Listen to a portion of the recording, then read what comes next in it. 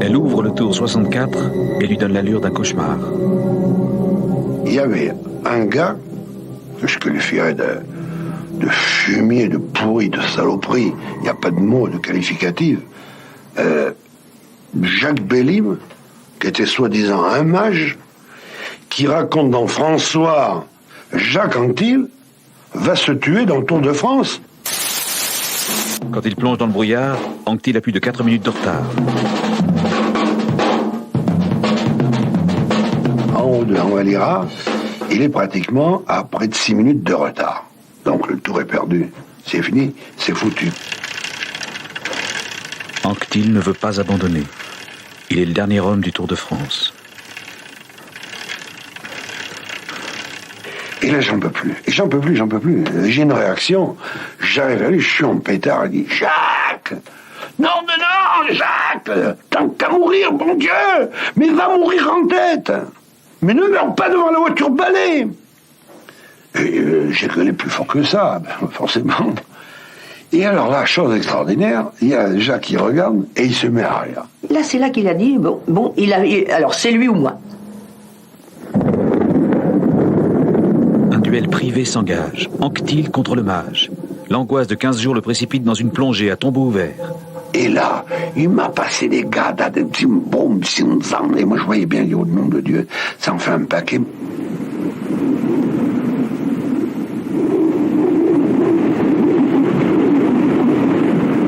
Félix Évitant nous faisait des commentaires à la radio et j'entendais « Oh là là, il y a plein de brouillard. Oh, Jacques est passé. Oh là là, il est fou.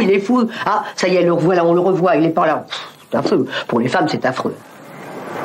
100 km plus tard, dans la vallée de l'Ariège, Anquetil a refait tout son retard sur Poulidor. Le mage est vaincu. La victoire dans le Tour peut sourire à nous.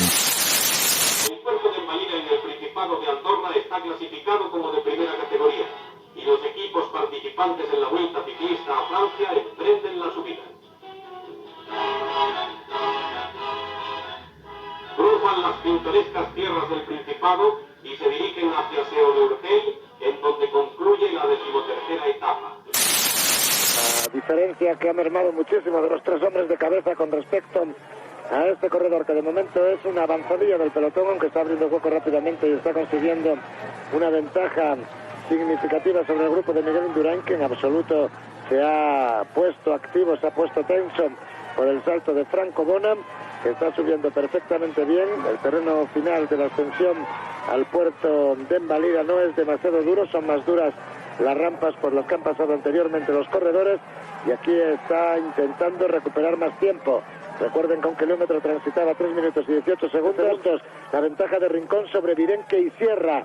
Por detrás, en la cabeza del grupo, como digo, acaban de saltar 3 hombres españoles: Javier Mauleón, Ramón González Arrieta y Antonio Martín. Putting the pressure on, attacking him when they can. Here's Jan Ullrich. He's fallen back for a word with everybody because he certainly is not in any trouble. He's been down to his team car. He just pedals back up to this lead group as if they're out on a Sunday touring run. But nice to see there, number 67, Kevin Livingstone, riding with the big riders of the Tour de France. A great climber, Kevin, riding his first Tour de France. And I wonder what he's thinking at the moment, looking at all these stars.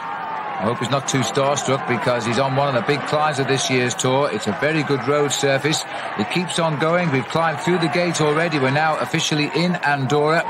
It's a beautiful little principality as the riders continue now, very tightly packed. Laurent Dufaux, Jan Ullrich, Richard Virenque off to the right. We've got Casagrande in that red jersey. This is a good group now, and these probably, Paul, are going to be the men who will take this Tour right into the Alps as well. Most certainly, just on the back there in the orange jersey, Peter Luttenberger, another very good climber. Casagrande on the right there in the red jersey for Seiko. A revelation, I think, in this year's Tour de France. The Italian said he would be good, and he is confirming that he is. Now, Virenque is trying to go for the King of the Mountains here, gathering enough points, and he gets easily over the top with hardly an effort from the rest. Dufaux was second, Casagrande went over.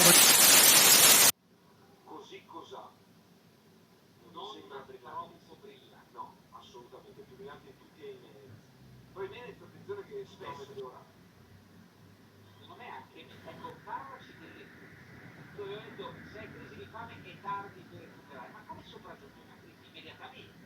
Oppure si tiene duro, si capisce magari per procedere a 8-10 km orari, e quella è l'andatura massima che può tenere il corridore. Jimenez riprova e può aver influito su un'eventuale crisi di fame il fatto che sia andati talmente forte, Marco.